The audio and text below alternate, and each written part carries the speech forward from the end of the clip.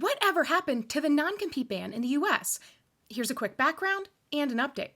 So a non-compete is an agreement that can prevent you from working somewhere else after you leave your current job. And they're often determined by scope of role, geography, time. So if you're in sales in a technology company, for example, you may have a non-compete that says, okay, when I leave, I agree not to work in sales for certain competitors for 12 months after employment in the United States, for example. Now, how enforceable those are can vary. There are some states, because there has not to date been a nationwide law that impacted non-compete agreements in the US. But in states, like California, for example, had banned non-competes. And so there's a lot more free movement there. And there can still be things like confidentiality, trade secret agreements that still protect information. But there are other places that non-competes are upheld, and people go to court and prevent people from going to other jobs all the time. But so President Biden in 2021, after he'd taken office, he issued an executive order telling the FTC, the Federal Trade Commission, a government agency, that they should look into banning non-competes throughout the U.S. And 3 years later, so April of 2024, the FTC did that. They issued a rule that would have taken effect at the end of 2024 that would have banned non-competes throughout the U.S. And it was really broad, like applied to employees, contractors, very, very few exemptions. It basically would have made the U.S. almost the whole thing much like California. But what happens is there was so much attention about this, and a lot of people were saying, like, oh, non-competes are banned. But immediately, business groups went to the courts, specifically federal courts in Texas. And a lot of laws or lawsuits that are challenging the laws or the rules that were issued under President Biden's administration, those are brought in Texas because most of the federal judges there have been appointed by Republican presidents. So the decisions have frequently been much more business friendly, and that's what happened. So the non-compete ban actually got halted in Texas and in Florida. And so the judges said, like, this isn't taking effect, and not just in those locations, but because it was federal court, they halted it nationwide. So that non-compete ban didn't take effect. Well, the FTC had the choice, and they did, to appeal that decision in court. So they went to the courts of appeal, which is one level below the U.S. Supreme Court, and said, hey, we disagree with this decision. But what happened even after they'd filed those appeals is there was a change in presidential administration. So when President Biden left office and President Trump took office, then the whole administration changes. And so the heads of these different agencies, including the FTC, changes. And so the new head of the FTC is Andrew Ferguson. So he's the FTC commissioner. You may wonder, well, how does he feel about non-competes? Well, we know because he actually was one of the 5 that had voted on the rule taking effect, and he had voted against it.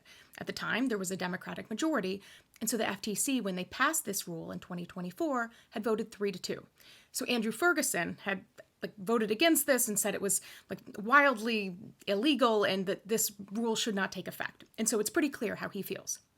And so now there are lawsuits in federal court by the FTC challenging the prior decisions that halted it. So basically the FTC in court is saying, no, we should still have this non-compete ban.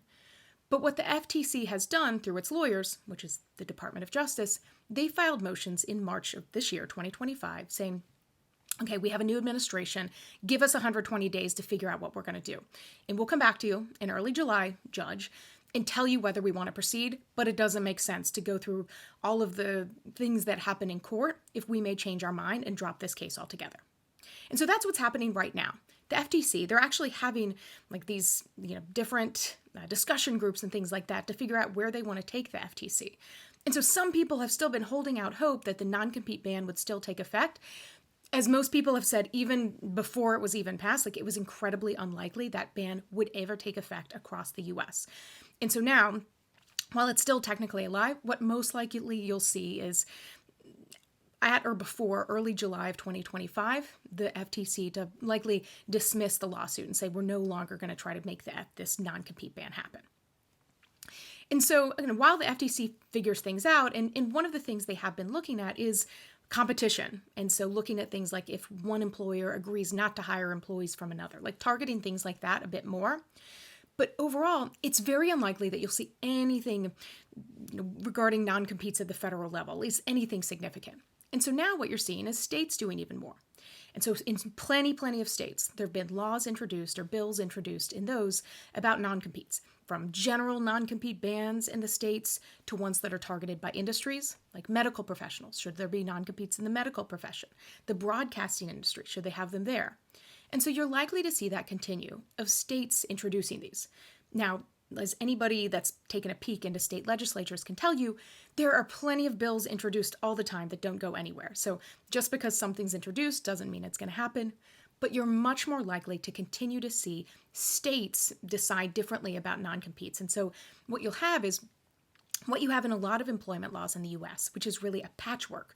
So in different states, different things apply. It's where you see different minimum wages. So things like whether there's a non-compete will continue to vary. And it can just make it tough for employees to know what applies, what's enforceable. Sometimes you may have to go to court to figure that out, and it can be very unpleasant if you get a decision against you. But also for employers, like often for HR or even employment lawyers. People say, like, how do you not know these things?